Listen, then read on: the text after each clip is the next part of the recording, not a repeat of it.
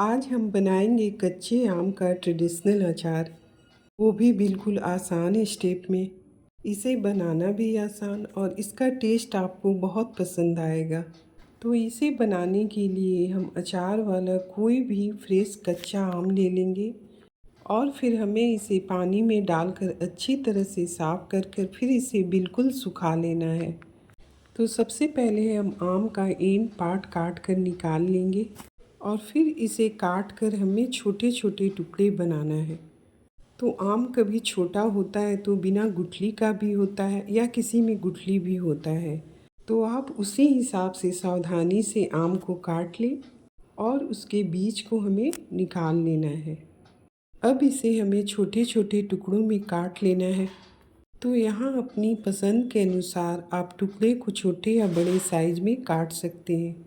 इस आम की गुठली में चोर नहीं थी तो ये छोटे नाइफ से कट गई, लेकिन जब ज़्यादा बड़ा गुठली होता है तो बड़े नाइफ की ज़रूरत होती है। तो इसी तरह हमने छोटे छोटे टुकड़े में सारे आम को काट लिया है। तो यहाँ आम को धूप दिखाना ज़रूरी है, तो मैंने एक ट्रे पे सूती का कपड़ा डाला है और उस पर आम को फैला लिया है। चूँकि अभी धूप बहुत तीखी हो रही है तो यहाँ मैं आम को सिर्फ 2 घंटे के लिए ही धूप में रखूँगी। लेकिन अगर आपके यहाँ धूप कम आ रही हो तो इसे कम से कम 5-6 घंटे के लिए धूप में रखें। आम को धूप में रखने के बाद अब इधर हम इसकी मसाले की तैयारी करेंगे। तो लो फ्लेम पे मैंने पैन को चढ़ाकर 3 चम्मच राई डाला और 1 चम्मच पीली सरसों। इसके बाद मैंने यहाँ पे 1.5 चम्मच सौंफ डाल लिया।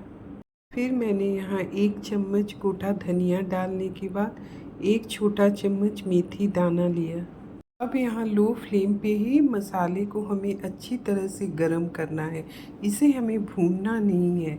ये प्रोसेस इसलिए ज़रूरी है कि जो मसाले में मॉइस्चर होता है वो ख़त्म हो जाता है और अचार ख़राब नहीं होता है। तो यहाँ सौंफ की खुशबू आने लगी है, तो यहाँ मैं गैस बंद कर दूँगी और इसे दूसरी प्लेट में ट्रांसफ़र कर लूँगी।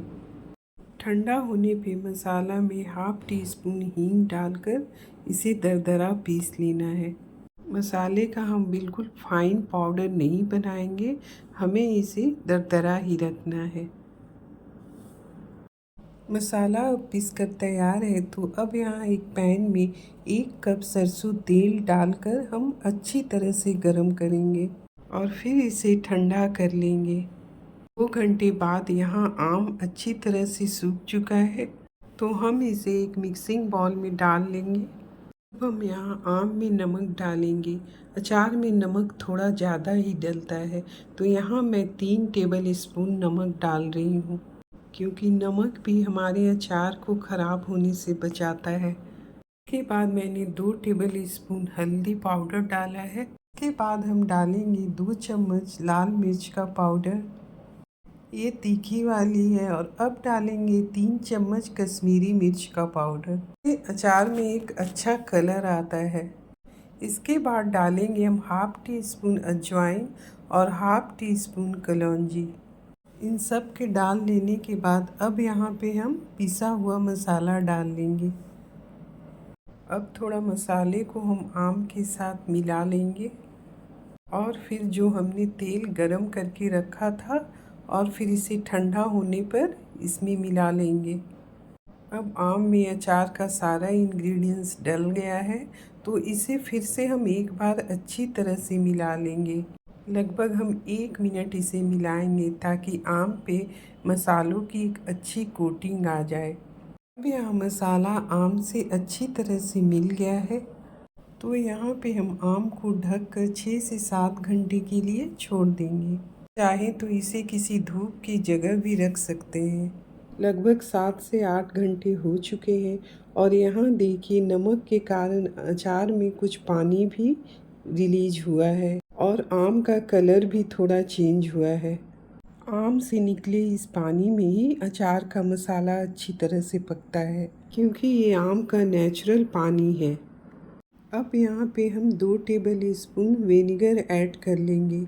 इसे डालने से हमारा अचार सालों तक ख़राब नहीं होता। इसे अब हम अच्छी तरह से एक बार मिला लेते हैं।